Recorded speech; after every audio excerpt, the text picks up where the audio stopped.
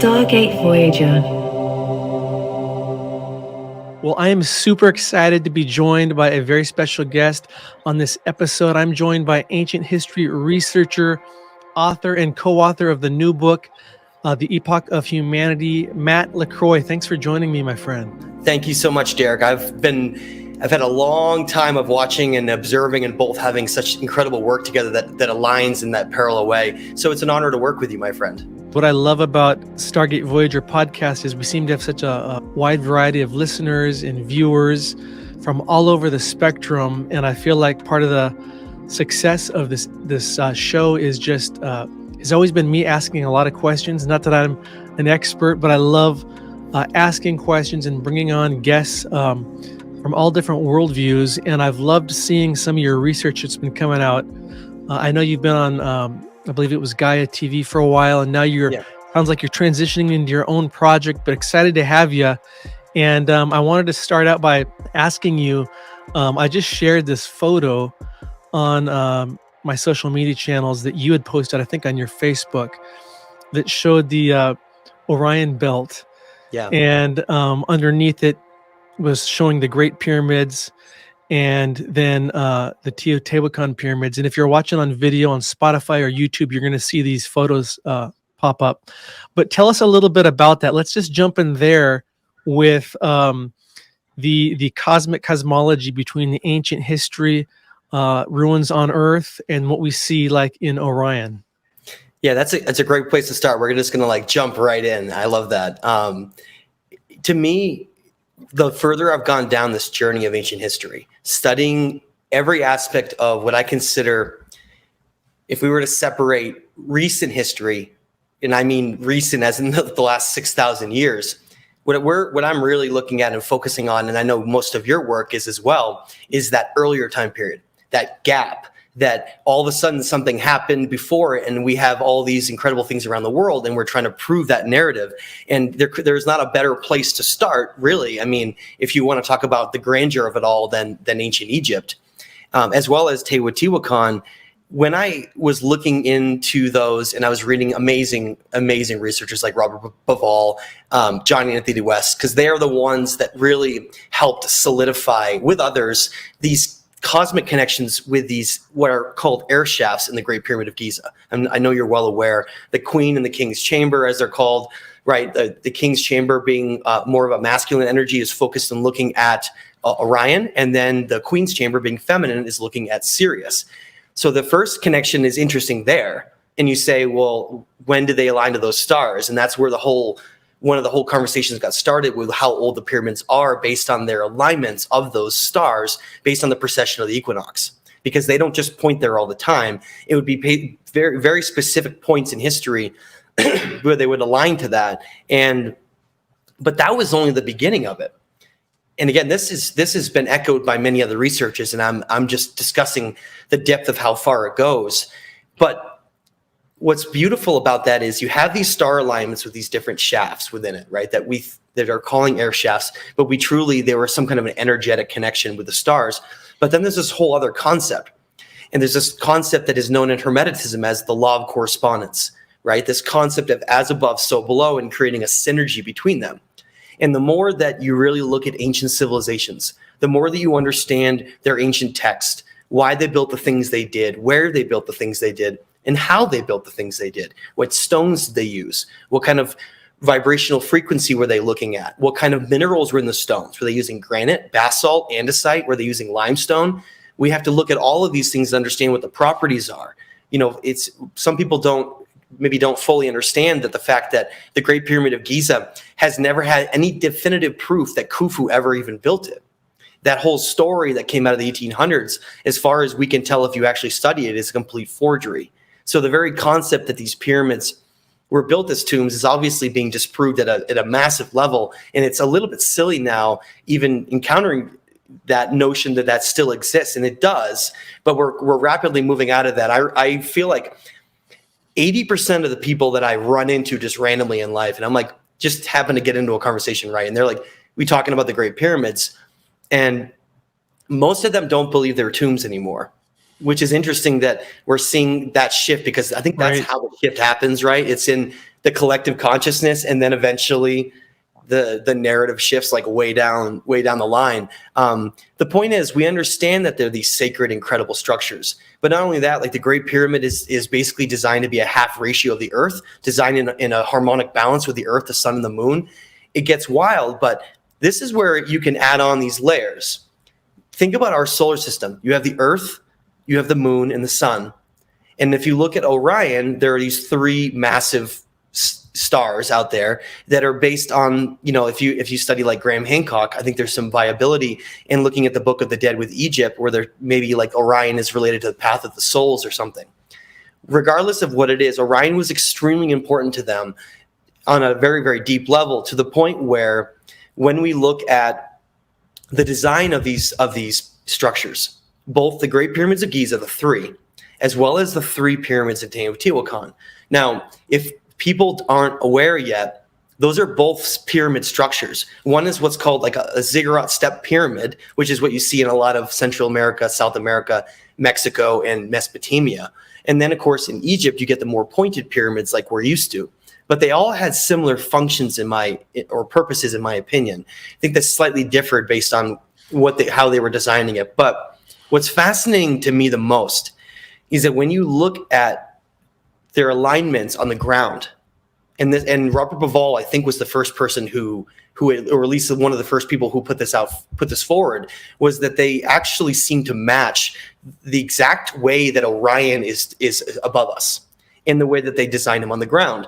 But not only the Great Pyramids of Giza seem to be designed in that exact nature, and then also pointing towards Orion, but on the other side of the world, literally almost the exact opposite side of the world, which is really interesting, we see this mysterious site called Teotihuacan, which the Aztec do not say they built, and are very open to say that they discovered it and found it, and then they adopted it as part of their culture. They have no idea who built Teotihuacan. In fact, nobody does. No one knows who built Teotihuacan. I would speculate the Olmec or something related could have been involved in that, but we don't know. But what's fascinating is at Teotihuacan, there are three pyramids, just like at Giza. You have the temple of the Pyramid of the Sun, the Pyramid of the Moon, and the Pyramid of Quetzalcoatl. So again, you're now representing not only the solar system, but you're representing the cosmic connection with Orion as well. So what happens when you do that? I don't think our collective consciousness in our society right now fully understands that. I think we're just basically emerging and looking at it like children, kind of wide-eyed at what they could have been doing with these structures. For instance, we just had the spring equinox. We just had, spring came in, and the best place, one of the best places on earth to be in the Northern Hemisphere is you want to go to Chichen Itza with the Temple of Kukulkan, right? Because you have only 2 times a year, right? The spring and the fall equinox is the only 2 times. They literally designed a temple so perfectly that it's aligned with the sun to only pass over 2 different times to create a shadow of a serpent descending down the stairs to the bottom, as like basically descending from heaven, coming down and descending down to the earth. And we look at the Maya and we don't give them nearly enough credit for, first of all, is that the Maya that even built it? Those are getting the questions that we have to start asking, because if you look at the Aztec and the Toltec and even the Inca, we're finding extreme evidence all over those regions that there was a much more ancient culture that existed before them, pre-Inca, pre-Maya, pre-Aztec, pre-Toltec, maybe not pre-Olmec though. That's an interesting one on that one, I would say. But what we're finding is, to give you an example, just to jump down there for a second, but go down to South America, go to a place like Machu Picchu. Near a place called the Torreon, which is basically like a sundial, you have a wall there, a wall that has three distinctive building styles, not 2, but 3. And on the bottom, you have the most beautiful megalithic stones, usually made out of granite, very, very hard, very difficult to manipulate, and they're just perfect. They're basically perfect. And right above it, you have a layer that's not as thick as the bottom layer, where it's slightly smaller stones, still with fine craftsmanship, but not nearly as good as the bottom half. And then above it, you have quite primitive brick and mortar. Now, that top layer is what we know is the Inca. And yet the Inca are getting credit for not only one, but two different buildings underneath it, which is what is that telling us, right, Derek? Well, to me, it tells us that there was an incredible civilization here, and we have to go into when that was and how long they lasted and who they were. But they built, I think, the most incredible structures around the world as a collective group traveling around with sages and groups, and they were known as the Apkallu in Mesopotamia.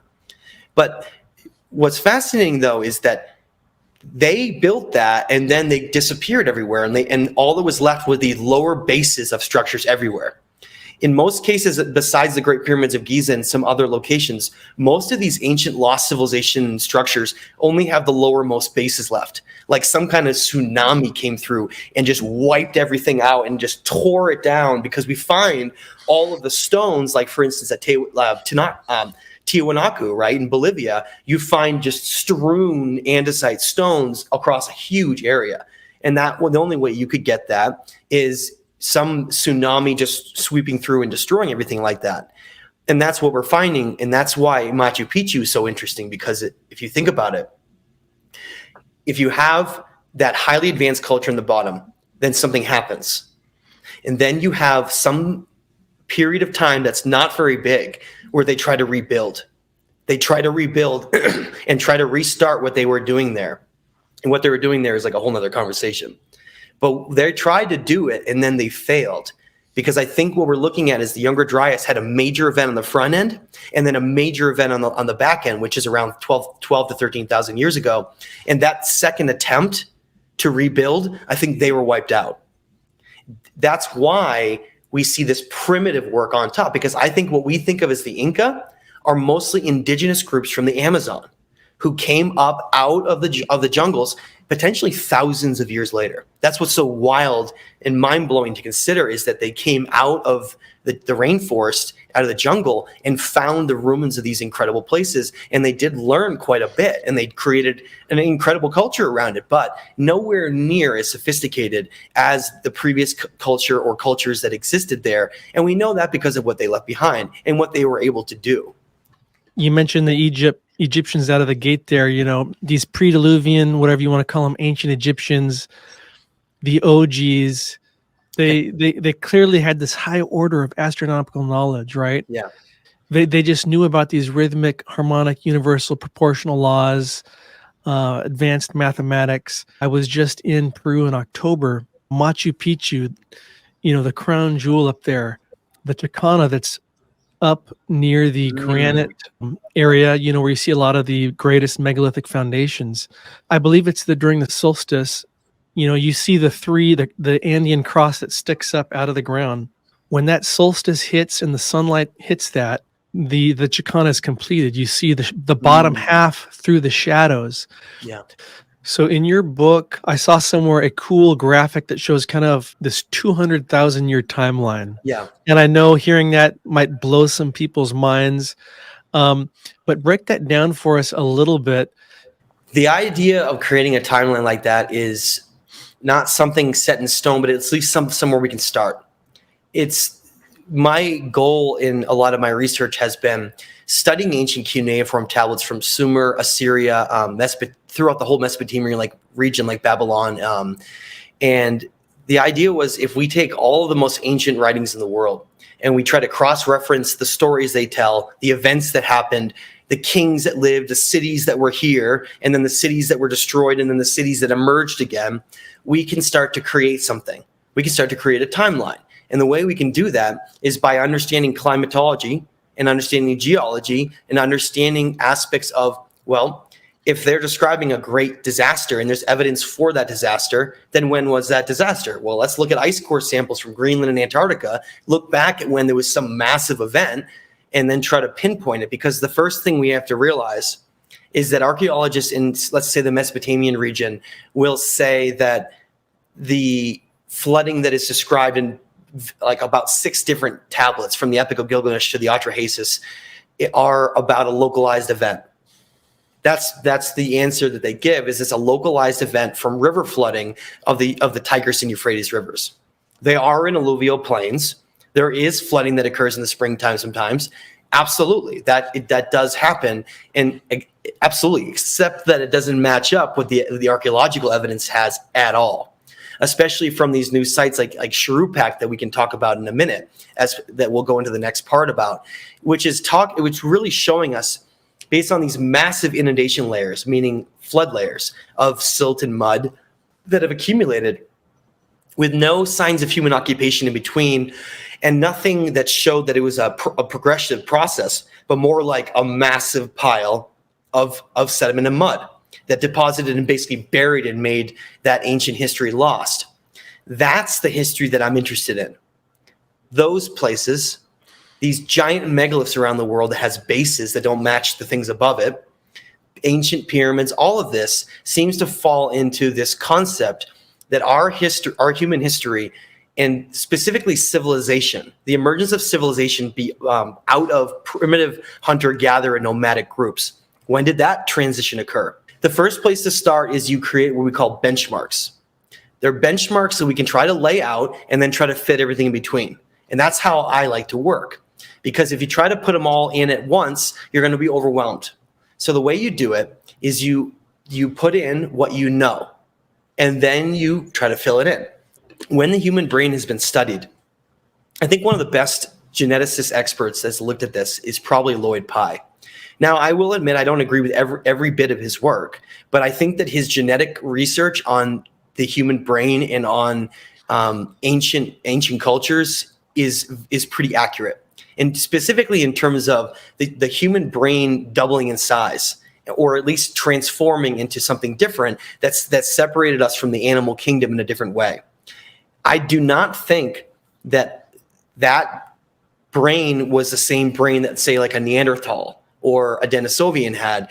There seems to be like a different chapter for us, a different chapter that goes way, way, way back. And that keeps going back further and further. For instance, we just found confirmed footprints in white sands, New Mexico, that are literally dated to be double the age of any indigenous group in the United States. Double. So that the date is that indigenous groups were supposed to have come into the United States through the Bering Sea Strait during the last ice age, around 13,000 years ago, except that they've now proven footprints in white sands are 26 to 27,000 years old. Basically doubling that age. We have to throw this entire narrative that we're given at least beyond the Roman Empire, which is an interesting benchmark to put at. But everything earlier than that and older, we really have to look at. And even more so, once you get beyond the dynastic Egyptians and that time period, that's where we really need to start rewriting it. In fact, I think we need to throw the whole book out at that point. Literally just like have like a big book burning party and then start over again. Because,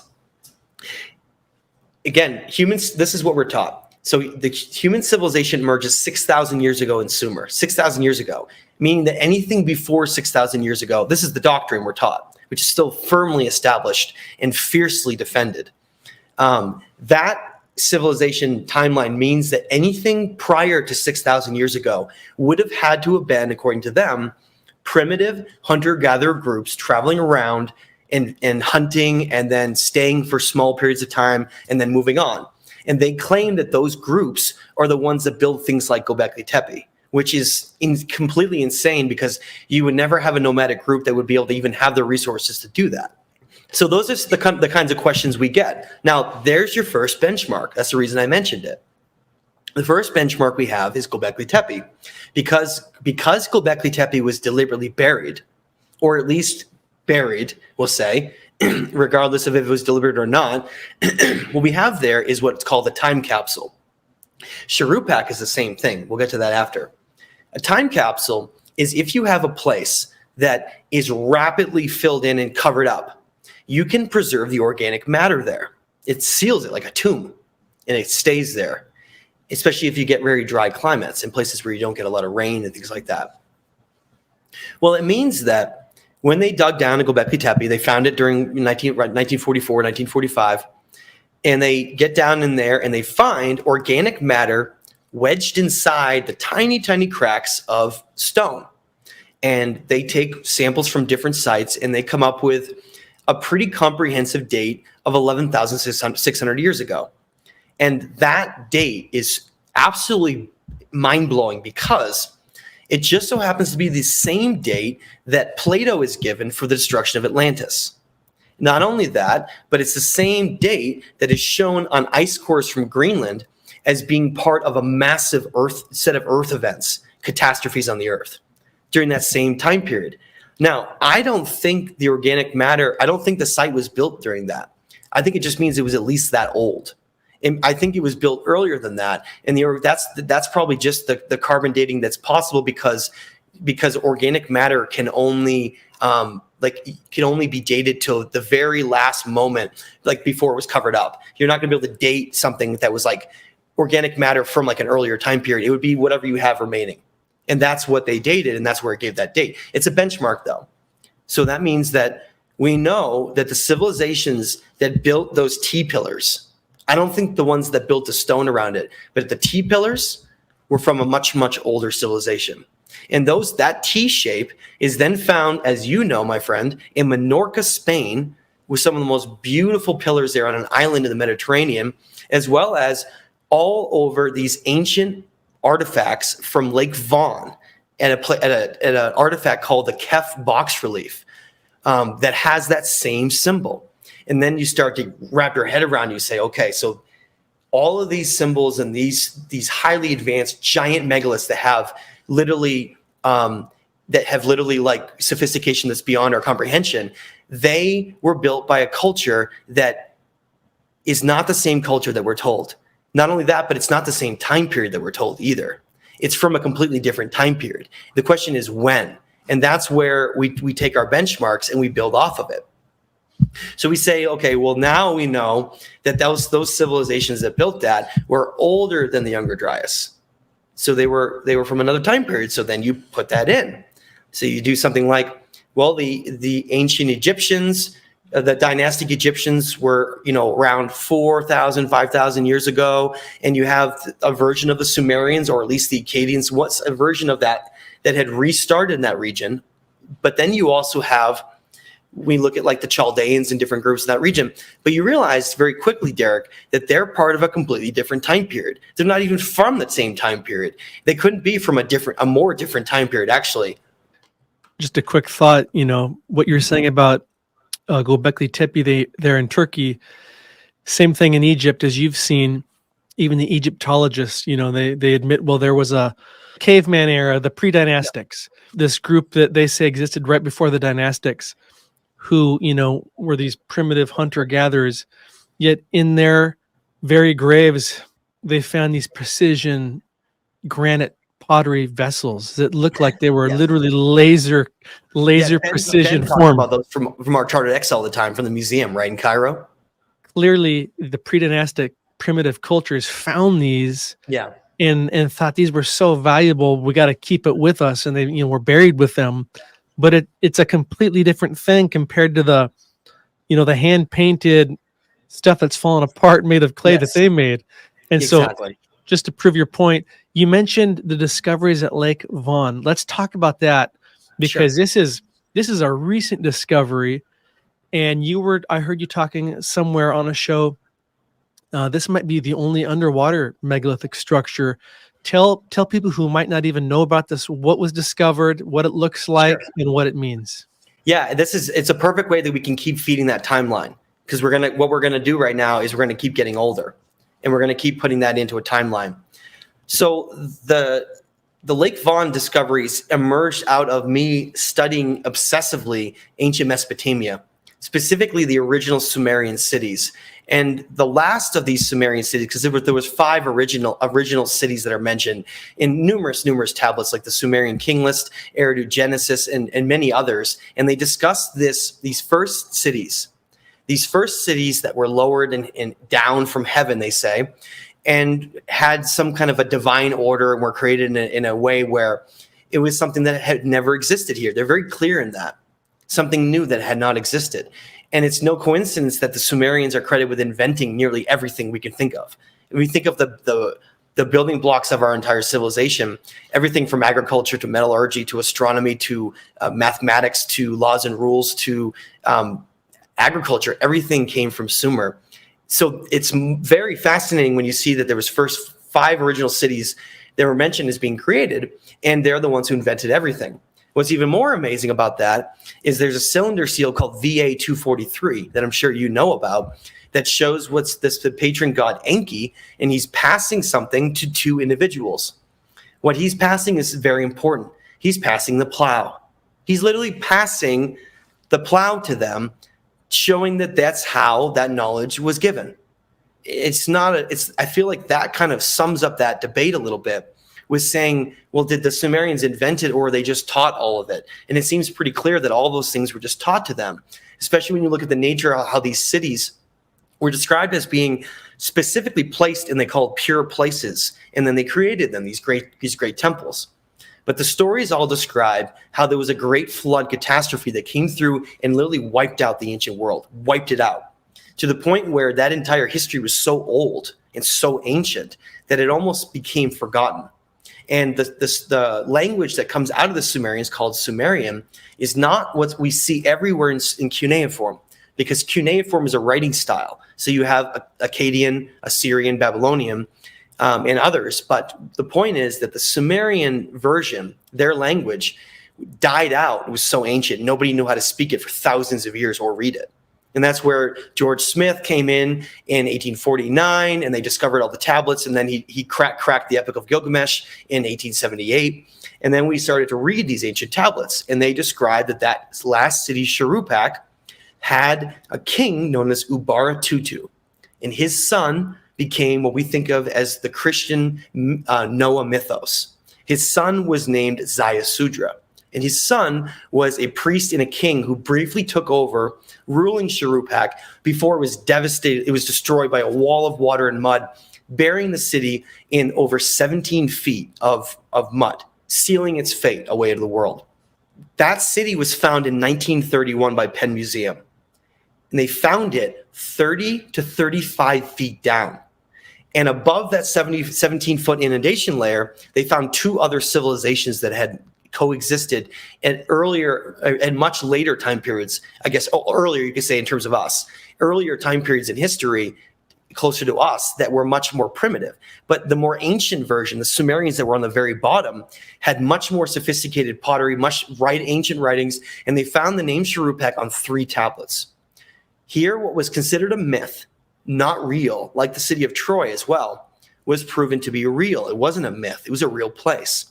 So what else was real about that? And that's where my head started to spin and wonder if that story that's described how this figure, Ziusudra, and his sons had survived this catastrophe.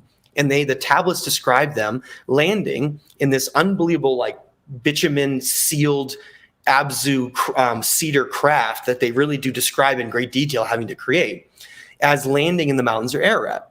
And that's where this whole thing started, because the tablets fracture off. All you know in the Atrahasis is that Enlil descends down with Enki and sees Ziusudra and his sons and says, I'm paraphrasing, but no man was supposed to survive the flood. And then Enki says, I warn him in order to protect the seed of humanity. And then ultimately, because he did protect the seed of humanity, it's described in the tablets how there was like a new decision made to allow something else to happen in humanity. Ziusudra is given immortality, and Gilgamesh ends up seeking him thousands of years later to figure out the secrets of immortality. But anyway, the point is, the tablets end there. We never hear anything again. We don't know what happened. What happened to Ziusudra? Like, what happened to his sons? What happened to all of that? And in ancient Hebrew and Christian traditions, they very much talk about that in great detail. Now, I don't agree with the time periods that they state at all. But in there, they talk about Enoch living for like 700 years, and how Enoch is one of the direct either ancient ancestors of Ziusudra. They're all part of the same lineage. And you start to wonder, well, how far back does that go? Why are they discussing in the Sumerian king list and the Uruk list of kings as sages and the Berosus list of kings, as well as even the Egyptian king list as well? Why do we have these huge ages for kings earlier on and then short reigns later? Why? What was going on there? Were they living a lot longer? Well, those were the questions that were sort of going through my mind, and I was stuck there for years. And then these discoveries around Lake Von emerged. Now, some of these discoveries are so new that like most people have never even heard of them. And I've actually met with quite a few archaeologists who have never even heard of them either. Some prominent ones as well. And that just speaks to the nature of how new they are and the fact that these discoveries have not made nearly enough attention, which it is what it is. But at the end of the day, that's why we're doing this. What happened was the specific discovery that Derek was mentioning before is that in 2017, so very new in the archaeological world. Like, for instance, Gobekli Tepe was found in 1945, but we're still just figuring that out, and it seems like a new kid in the block. Well, this is the real new kid in the block. You want to talk about archaeological excavations that are being done on Earth right now? There's nothing that matches Lake Von, in my opinion. Nothing. What's going on around there with what's being found at sites like Ionis Temple and Kavis Temple and Kef Temple and Zernaki Tepe is going to change all of history, in my opinion. But the first thing to mention is that in 2017, an American team, which had quite a bit of opposition at the time, which was interesting, was diving off of a town called Adel Sevez in the northwest part of Lake Von. And they were diving down to find, they believe there was evidence that there was underwater remnants of ruins there. And this is in Turkey, correct? Sorry, this is in eastern Turkey near the Armenian border, a region called Lake Von, a massive, massive lake. One of the largest lakes in the world and one of the deepest lakes in the world. It's over 1,500 feet deep. Wow. And it's surrounded by volcanoes, one of them being Mount Sufan, that's nearly 14,000 feet tall. It's really impressive. But it mirrors exactly what we see at Lake Titicaca with the Teotihuacan civilization, which we can get to. Mirrors it like identically, like they picked up and then built like a mirror civilization. When they were diving down, these divers went down over 100 feet under Lake Von, and they got down to this shelf. Imagine this huge shelf that sticks out and emerges out in the lake, like an ancient shore of the lake. And down what they found down there, and I've confirmed with Brian Forrester this, is they found the only megalithic, because there are archaeological ruins in places like Egypt and off of Greece, but they found the only megalithic temple walls that anywhere in the world underwater, and over 100 feet underwater. And if you were to start asking some questions like, well, wait, when was Lake Von low enough that it could have had levels that could have been below that area where those temples are built? And you find out that the last time it was low enough for that was about 15,000 years ago right before the Younger Dryas events of the last ice age. Lake Von does not have any kind of an outlet or really an inlet for a river. It's a very closed basin. So what happens is, it's very fascinating actually, is it's got such a high amount of salt that it almost preserves everything underwater in the most profound way possible. And so they're diving down and they have their headlamps on there, and they're looking around underwater, and they find these beautiful and precise megalithic temple ruins, an ancient temple underwater. And it made slight bits of news at the time, but it really largely went under the radar. And then Zernaki Tepe was found in 2014. And then you find out that some of these other sites like Kef Temple and Kavis Temple were found in like 1958, 1960. And wait, why haven't I ever heard about it before? That's where you get down this very interesting rabbit hole, because the archaeologists that are in all these sites right now, brand new, like they're uncovering giant megalithic blocks like that look just like South America at Zernaki Tepe. And and not only that, but at places like Ionis, you're finding andesite that looks either as good or even better than Tiwanaku. It's absolutely mind-blowing. It's also interesting that those are some of the only two civilizations in the world that built with andesite. Like they were mirroring each other there. And andesite is even harder than basalt. It's about a 7 to a 7.5 on the Mohs hardness scale. It's a fine-grained volcanic igneous rock, but they seem to have very interesting energetic properties that were of interest to these groups. Now, the archaeologists that are in there, it's made up of a number of different teams, American teams and Turkish teams, a lot of students from universities, and they're doing incredible jobs, not preserving some of the sites like Kef Temple and Kavis that are abandoned, but they're doing a great job at Ionis and Zernaki. And I say that because the problem, though, is that the reason why no one's heard about these places is that the archaeologists there are convinced that they were all built by a civilization called the Urartian civilization. Now, the Urartians existed about 4,000 years ago or so. Some say 3,500 to 4,000 years ago is what's being credited as this time period. And I wouldn't disagree with that, potentially. Maybe not, maybe. But that doesn't really matter as much. What matters is that the Urartian civilization left behind a lot of things. We know a lot about them. It's not like it's a mythical thing where we're like, ooh, who are the Urartians? No, they were a civilization that was very similar to the later Assyrians and Akkadians. They became somewhat empire warlike. They still valued wisdom, but they weren't anything like the previous civilization. We know that because of the symbols and what the other civilization left behind. The Urartian civilization was unable to build a single structure anywhere around Lake Von that wasn't made out of a sedimentary limestone. They just did not have the tools or the capability, and we know that. And what's interesting is that their artwork wasn't really that extravagant. Their stonework and their artwork was not that incredible. So what's funny is that when you have archaeologists that are in places like Kef Temple and finding these giant box reliefs that are literally some of the most sacred symbols on it that are like hermetic constants and like concepts that change our understanding of the nature of reality. When you look at that and you read the papers from these digs, the archaeologists are baffled. They even state numerous times that they don't understand how the comparisons don't really make sense to them, and they don't see that kind of cultural advancement in the Artians, but they must have just figured it out.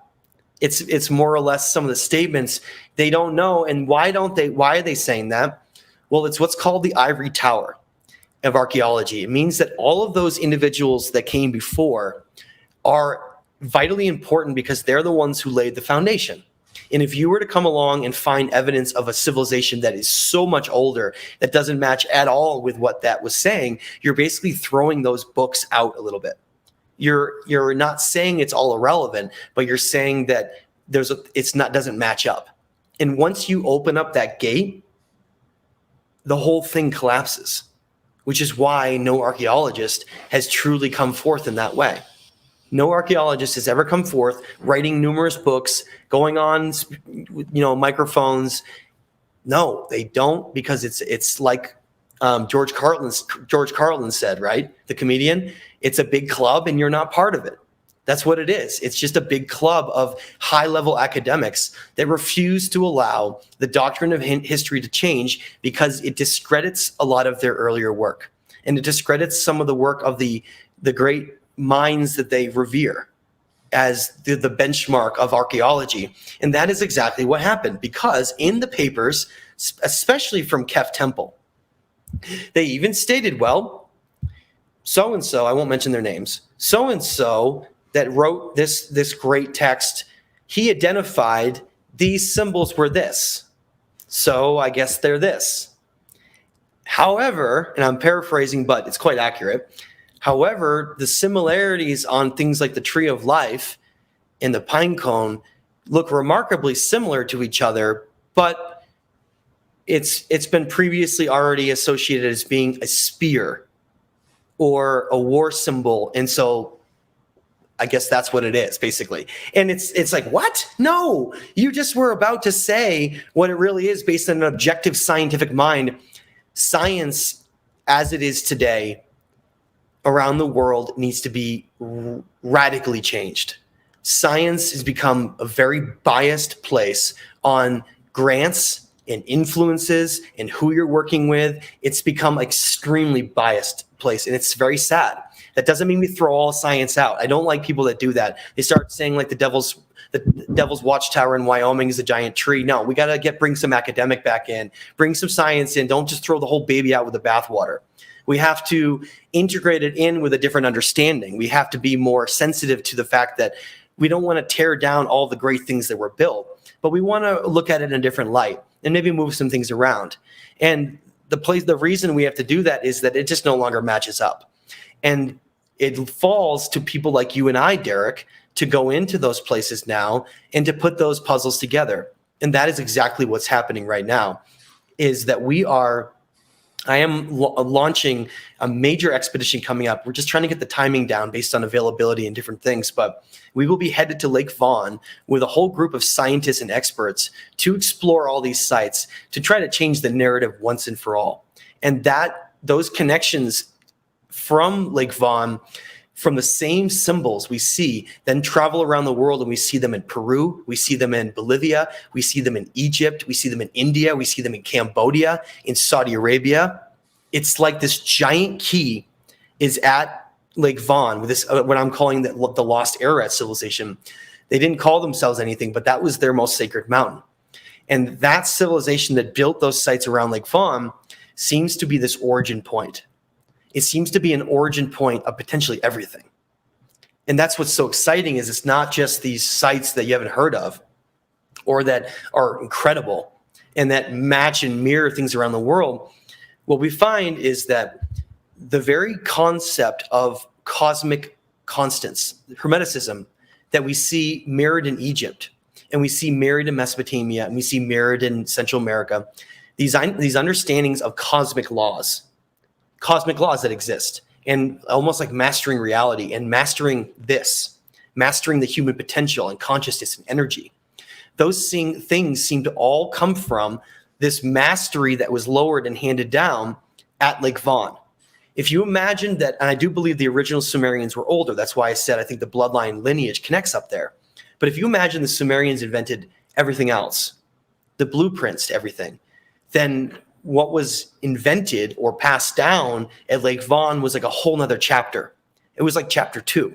The few images I've seen of Lake Vaughan, it definitely, like you say, looks megalithic in nature. Big old mortarless blocks. There is nothing else like this that I can think of that's underwater that's megalithic in nature. No. Mortarless, like you would see in Peru or Egypt's megalithic temples. When you go there, do you think you'll actually be able to dive and go down close to it? Yeah, we're going to have, if it's not part of the first expedition, it'll be part of a future expedition, which will be getting the divers to go down to see that wall. And that wall is just from the same time period as, for instance, like Kef Temple. Kef Temple is right above it. So if you think of that underwater temple off of Adel Sevez, Kef Temple is right above the mountain above Adel Sevez. So Kef Temple would be facing the lake, looking over it, and then that other temple would have been along the lake shore. And so they were part of the same set of temples in that region. But it proves, not only with the stone proves that it was part of an earlier civilization because of how hard it is, how giant megalithic work you see with it. Like you were saying, you would have to have had a highly advanced culture to be able to create that. Nomadic hunter-gatherers cannot create stones like that. Even if you look at something like Stonehenge for a minute. I'm going to give an example. That's an incredible wonder that the Druids or a group related to the Druids seem to have built, but it's still not highly sophisticated in terms of the stones being cut. It's a different time period. It's like a different age where they were trying to mimic things in a certain way, but it's not these incredibly finely carved either granite, basalt, or andesite, which is pretty much the only three stones that they were really using. Diorite sometimes was also being used. But they were using these specific stones that were very, very hard, and they were creating these giant megalithic structures that we, frankly, would have trouble with in some cases today. Now, the heart of these discoveries and these important aspects to look at is a place called Ionis Temple. Now, if you're listening to this and you go look up these places, you're going to see this silly word Kalesi after all of them. The reason I don't use the word Kalesi is it means fortress. And the reason I don't use that is because these have all been misidentified, in my opinion, as being Urartian fortresses or castles. Completely wrong. These were sacred temples to the highest level. And so I will not use the word Kalesi. That's why I call it Ionis Temple. Now, Ionis is the most interesting of all of them because Ionis, which is what I named my company after in this whole expedition and group, is called Ionis Legacy. Ionis is this location that was discovered originally the excavation started in 1989 on the lowermost basis, looking around the bottom of this big hill where they were starting to find megalithic walls. And above those megalithic walls, and I have great photographs, is you see the really primitive brick and mortar from the Urartians. And it's very obvious. It's like the Inca, but not even quite as good. And underneath that, you see this highly sophisticated work. Well, it took them 30 years, nearly 25 to 30 years to get and excavate all the way up to get to the top of the temple where Ionis was, where they found what I consider, I believe, is the oldest temple on earth. And not only that, but I think that site and the other proxy ones like Kef with the box relief, and as well as Cavus and the underwater stuff, I think that'll change our entire understanding of human history in the future. And I mean that. Not only understanding how far back our story goes, but where you can trace all these great esoteric sacred teachings that we see all around the world, where the same symbols are followed back to this origin point. But even add another thing onto that. Ionis contains what I believe after studying it is what potentially could be the oldest cross and the very first cross in all of history. But not just a typical cross where it's a random jagged cross or something. A cross that we see that's integrated into the highest levels of secret societies and religious organizations today. That became known as the Knights Templar or the Red Cross. We see that same cross that's mirrored in places like Malta in the Maltese cross. Now that cross is very specific because it forms a bit of a circle around it, which is really interesting because in Christian depictions, you see the same cross behind that as with a halo around it. Now, when I mean the same, I mean it's exactly the same cross as the Knights Templar and that the Vatican have. It's not the crucifix cross, totally different cross. And it begs this question of whether or not these secret societies and these groups actually knew about this origin of this Noah mythos with this original cross, with these sons of Ziusudra, Japheth, Shem, and Ham, that seem to play these pivotal parts in our human history and in what I would consider this lost golden age of humanity. I think it was an entire age. If we're talking about adding to the timeline, well, let's add to it now. If Gobekli Tepe is 11,600 years old, when I'm looking at these structures at Lake Van, what I'm seeing is not that it was built necessarily at the same time as, say, like same thing as Egypt or as Peru. I think it was built before them because I think it was built first.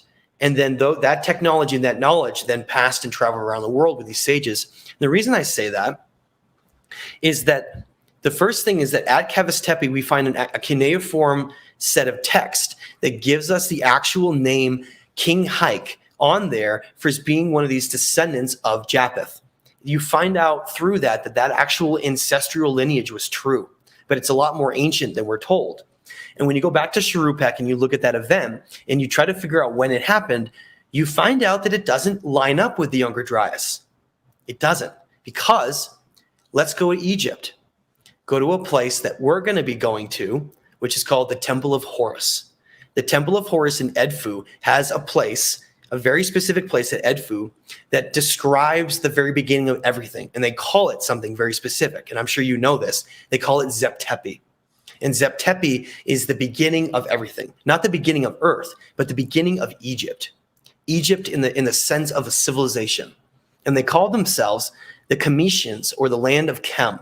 And it was a place that was described because of the black dirt, potentially of the Nile, and how fertile it was. But it was a region where they built, obviously we know they built great pyramids and temples, and they aligned them to specific star constellations. Now we find our answer in a particular place that's interesting. The Great Sphinx.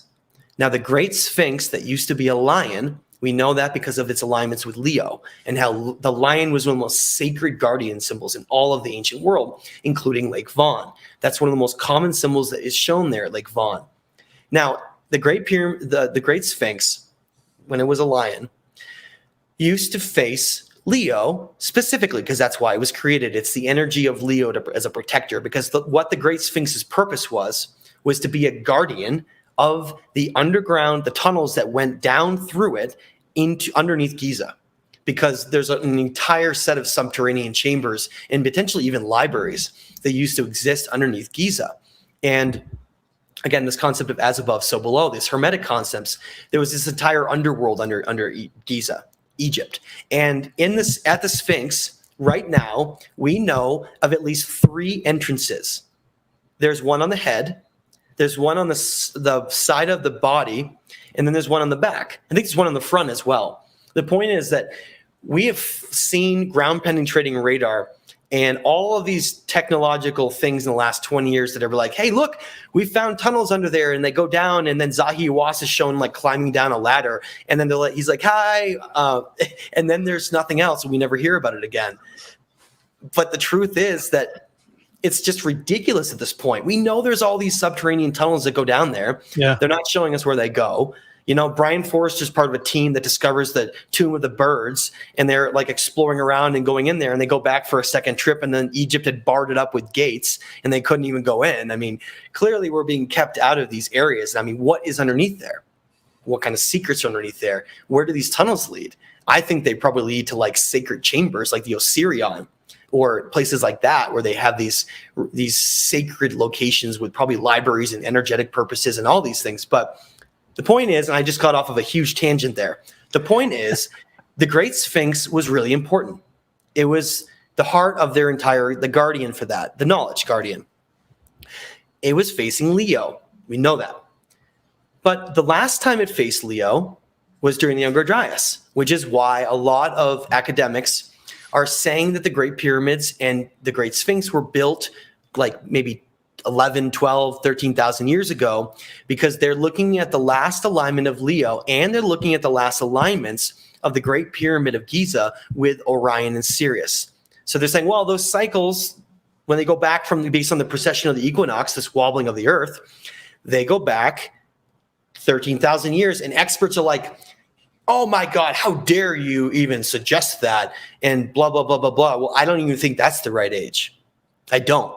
I think that if you were to have a time of disasters on the earth, why would we think it'd be even viable to build the civilization during that? That doesn't make sense to me, and nor does the idea that they could have even done it, in my opinion. So let's go back to another previous age of Leo. When's the next one? Well, the next one is 38,000 years ago. 38,000 years ago. And now the first person who made that connected that hypothesis was the great John Anthony West. That man was a legend. He was one of the ones who started it all. Before Graham Hancock, before Robert Shaw got involved, John Anthony West wrote a book called The Serpent in the Sky. And he was talking about these previous ages of Leo. And he didn't even believe that the Younger Dryas was when it was built. He believed it was during that 38,000 years ago, which means that I believe that 38,000 years ago was Zeb Tepe.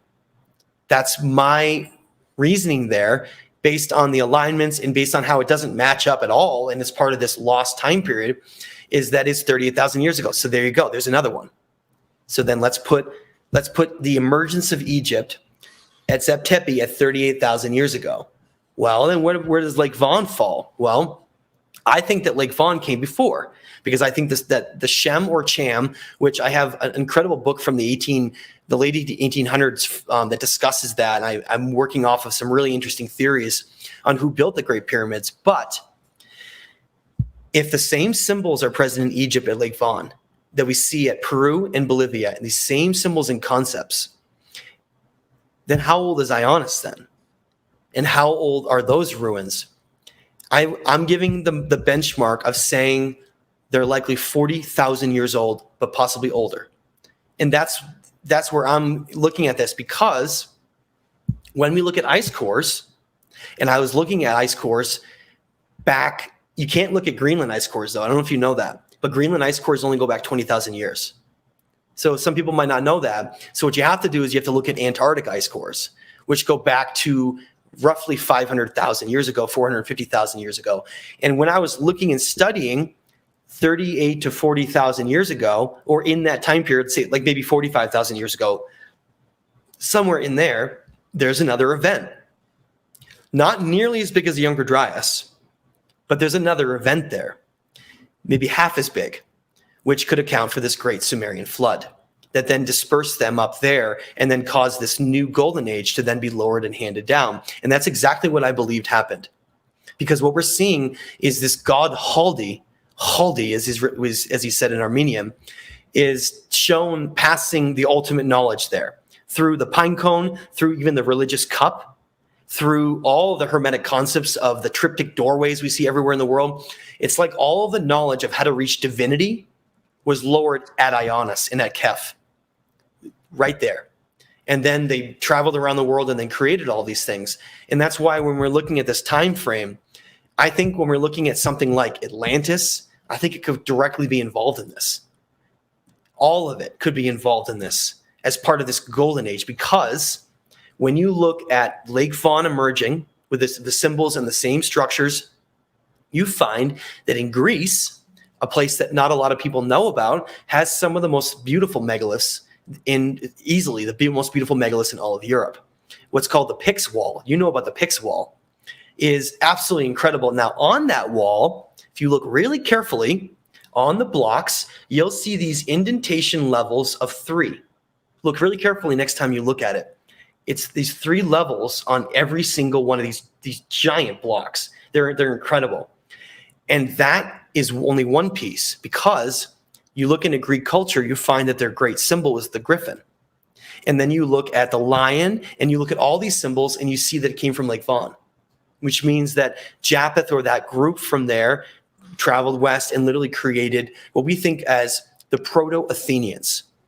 I'm sure you're aware, Derek, that in the Timaeus and Critias, we learn all about that during the time of Atlantis, there was another civilization that existed called the Athenians, or the Proto-Athenians. And they existed before what we think is the classical Greeks by thousands and thousands of years, which is why I think Greece was so ahead of the whole game when it came to democracy and laws and rules in a society. Because it had come from what Plato describes in the Timaeus and Critias as being the most perfect civilization ever created. That's what he states. He says that the Athenians were the greatest single civilization that ever existed in history, and that they had mastered everything. And it's very interesting looking at Greece now and looking at all of what's come out of that with this pride and strength in the right ways, though. Instead of being a conquering mentality, it's about creating like a perfect society. And I think that even classical Greece like followed a lot of that. And it was very telling to get to that origin of where it had come from. Now, that means that we're looking at some kind of a path. We're looking at this path of progression of different groups that are building different things. In Saudi Arabia, there's a place called Madain Saleh, these giant mountain temples in the middle of the desert that have these inverted step pyramids. That same symbol is on the Kef box relief from Lake Fawn, as well as becoming the same symbol that became the Chicana in South America. It's the same symbol. As well as at Teotihuacan, we see a cross emerge, similar to Ionis, and these same similar depictions. Now, if anyone hasn't done this, I highly recommend you look up photographs, not of the front, but of the back of the Gate of the Sun. Derek, have you remember seeing, I'm sure you've seen the back of the Gate of the Sun. Well, if you look up photographs, you'll see like 99% of everybody takes a picture of the front, because it's like where Viracocha is, and they have all the goodies where he's holding on the 2 serpents. But on the back, you have something really different depicted. You have 3 doors. 3 doors in the back with a central door that's larger with this same indented 3 levels. Now, why 3 levels? Well, at the Kef box relief, this giant box relief you can find on my website, thestageoftime.com, you can see it. You see this constant concept of 3 that became known as the triptych. It's this idea that there are 3 aspects of us that if we find balance, we literally reach our highest states. We transform. That triptych doorway not only started at Lake Fawn at the Kef box relief for the very first time, and then traveled to Peru and Bolivia and all these different places around the world, but it was depicted very specifically, but kind of hidden in the background, in Da Vinci's Last Supper. That was the same thing, which then you're like, whoa. So what did these guys know? What did they understand? And perhaps they couldn't say anything because of the time period, so they just got super smart and just hid it within art and within these concepts. Those same symbols just like travel all around the world. And it becomes this key when you understand Kef Temple and Ionis, this key that you turn to open up Pandora's box that then seems to show that those symbols passed around because it was an understanding. And then what it really means is that nearly every one of these temples, these structures that were built in specific places, were like these locations to reach our highest states of consciousness. But not only that, I think they were built in specific locations based on energy on the earth, were known as ley lines or convergence zones. And what was described by many that have been looked into this, that I completely agree with, this term called an energy earth grid. An energy earth grid covering the whole planet, that the ancients seem to understand that they were integral part of balance in this, because that's the number one symbol shown on all of these symbols, is not only us reaching balance, but balance within harmony of nature, balance within the cosmos. And they seem to echo that all over, everywhere that we can find, showing us that these temples may be far more sophisticated than we understand. Rather than just being places of reaching higher ascension, I believe, the more that I've looked at it, Derek, that these temples in the Great Pyramids of Giza and all of these giant megalithic remnants that are left are all specifically built in locations that were very specific for energy, and that those places were being held with a way of almost balancing energy here.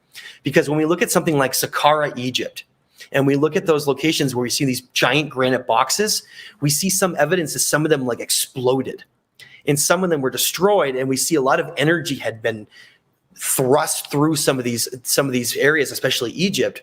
And it really makes you wonder about what their purpose was in terms of maybe preventing some of these disasters or holding order and balance on the earth. Because I can tell you that during the Younger Dryas, 13,000 years ago, it was like the end of the world. Depending on where you were, it was like the end of the world. Tsunamis and volcanoes and potentially like could have been impacts, cosmic impacts on the ice caps. Multitude of different events seem to have happened that were so significant that they wiped out an entire chapter of human history that had achieved far greater things, in my opinion, non-technologically than we have. Understanding the bond of heaven on earth, understanding higher consciousness, understanding balance and harmony with all of nature and the earth and the cosmos, they seem to have mastered all of reality. And we seem to measure our accomplishments on flying into space and having all these phones. But what is that really? Is that disconnecting us, or is that connecting us? That's the real question that I would ask. One thought, just before I forget, you were mentioning the massive 100-ton boxes in the Serapeum there of Saqqara. My Egypt tour guide and author, Mohammed Ibrahim, was sharing some of his latest theories. Mainstream says, well, these were just to house sacred bulls. Muhammad's theory is that these were actually, it was the bull of the sky. Yes, Taurus, right? It was Taurus. He believes that these boxes housed sacred meteors that literally during this Younger Dryas impact event, the reason some of these look exploded and literally it's like there's a few that are just stuck in place, right? Yeah. Like in the middle of a tunnel. He believes that the event happened, boom, whoever was in there creating these, were just wiped out. It's so crazy to consider, right? Like you said, they're too big to be able to be brought down. They don't fit through the entrances, which means they had to have been built before the whole enclosure was built, which makes you even wonder what it was originally like in the past, because of what it looks now is literally just a remnants of whatever was left. Again, like you said, we don't even know what the purpose of those giant granite boxes, which they just found a new one outside of Cairo just a few weeks ago that was absolutely incredible. And most comments are like, oh my God, what's inside the box? What's inside the box? But really, you and I were talking about it, and just now you were saying about how it could have been meteorites. We don't really know though. Like we do. What's interesting is we do know that Khufu had a sword, right? That had meteorite that was built out of the handle, I think, was it the handle that was built out of? I think so. And then I think it was like quartz or whatever on the blade. But so we know that they were revering meteorites for sure.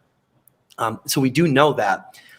One of the interesting things, though, is that the boxes have.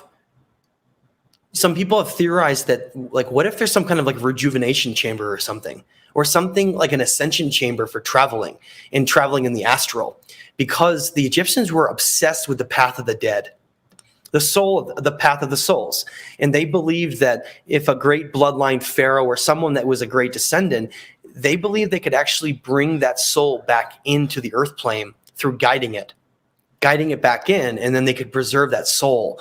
So their understanding of death and life, and their understanding of the sequences it went through, in my opinion, is beyond any other culture in the world. The Egyptians mastered, besides Mesopotamia maybe, because Mesopotamia knew a lot about the underworld, but the Egyptians certainly mastered their understanding of it.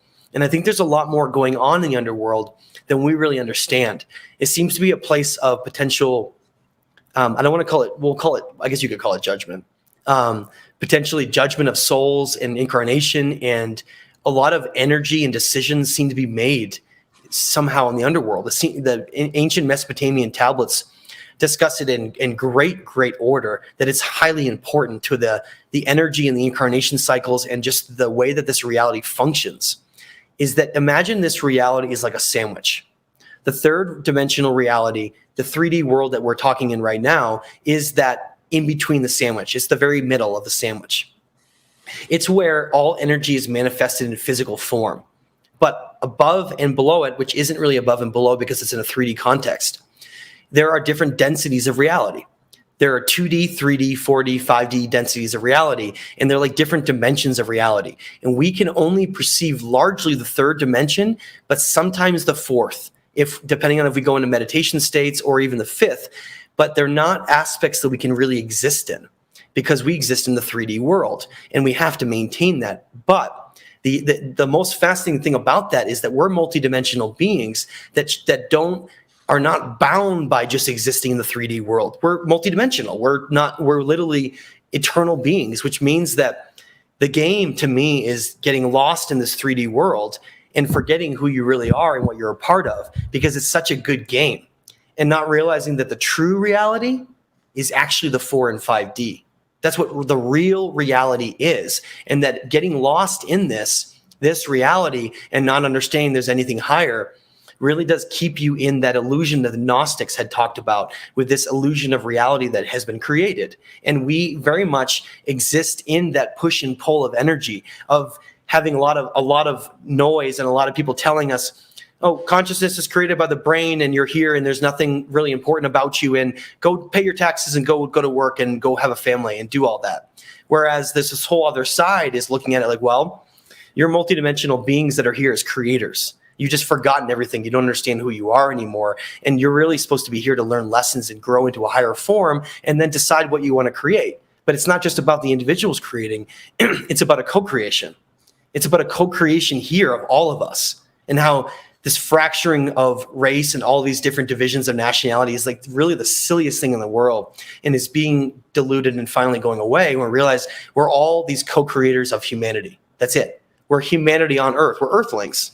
We're just Earthlings that are on a teaching school that are all trying to help either continue or introduce a new age. We all fall into either one of those two things. And I like to think that, like you, Derek, and many, many others, are here to help introduce a new age, an age of enlightenment, a new golden age, an age where we can finally piece together these pieces and bring them all together to have this awakening in humanity, where they can finally understand the divine side of who they are, and get rid of war and destruction and separation and division, and have this understanding that if we were to come together in humanity with our greatest minds and creativity, there would literally be infinite possibilities for what humanity could do. We will become the most powerful creators that you could imagine. Together is like this giant organism here. And I think that's the whole goal, is to have us realize that we're all part of something incredible, something greater, something that every single one of us plays a part in, plays a role. And those roles can change depending on what you decide on your free will and how your destiny plays into your story. But we're all in that great stage right now of trying to understand what we're part of and what we can do to, I guess, help progress the future. And I really appreciate so many people like you, Derek, that are here to help prove not only an entire other narrative of history, but an entire other side of looking at who we are and who they were. Because if you want to understand where we're going in the future, you can't get there unless you know where we've come from. Well, Matthew, thank you so much for your time. Where can people follow you, find your book, stay up to date with your latest exciting projects and expeditions? Thank you, Derek. I appreciate the conversation. The expedition is going to be launching in potentially a month and a half, but it might be pushed out to a couple months. We're still trying to play around to figure exactly what the right time is. But we are launching a whole expedition with archaeologists and scientists and experts to Lake Vaughan, to all these sites, to blow this whole thing open, to create a documentary to show the world what truly is there. And then it goes from, well, it's actually started in Penn Museum. We already filmed it. It goes to Turkey, and then the follow-up expeditions that get added on that are part of the documentary then have the connections that go from Lake Vaughan directly to the spring of the new stud, Ollantaytambo in Peru, and then go directly to Tiwanaku in Bolivia, and then Egypt as this huge circle of understanding. And that doesn't encapsulate the whole connections. There are going to be future expeditions to like Saudi Arabia and Cambodia and India. But for those interested in still being a part of that, you can still contribute to that expedition, because we need all the help we can get. And if you do 500 or more, you get your name in the credits of the documentary, and then 100 or more, and you still get in on the website. So I still encourage anybody, if they want to be a part of that. It's such an incredible movement, and the more we get, the more we can do. And I was even talking to Derek about definitely wanting him to be involved in the future if possible, because his understanding of megalithics and ancients is critically important. We want to bring together like the greatest heroes of our ancient history and our spiritual, energetic understanding, and bring them all together to do something really special. And that's what we want to do. So if you want to be a part of that and check it out, go to thestageoftime.com. There's a documentary section. And if you want to see my work, you can find it through that or my YouTube channel at Matthew LaCroix. And I appreciate you, Derek, all the work you do. To me, you're one of the great heroes here, my friend. Well, thank you for the kind words. And Matthew's also on Instagram at The Stage of Time. Thank you. Might want to follow him there. And I think you're on Facebook and all that good stuff. So and I'm sure you can find your book on your website and on Amazon, right? So sorry, I didn't even mention that, right? You can find my books on, and thank you. You can find my books on my website and Amazon. And I just released my newest book called, like you said, The Epic of Humanity, which has all the timelines and all kinds of cuneiform tablets. And the hardcover edition is now available with all color copies. It's absolutely incredible. So make sure you check that out. Great work, Matthew. Thanks again. And looking forward to doing this again in the future. Thank you so much, Derek. I appreciate this conversation. Thanks, everyone.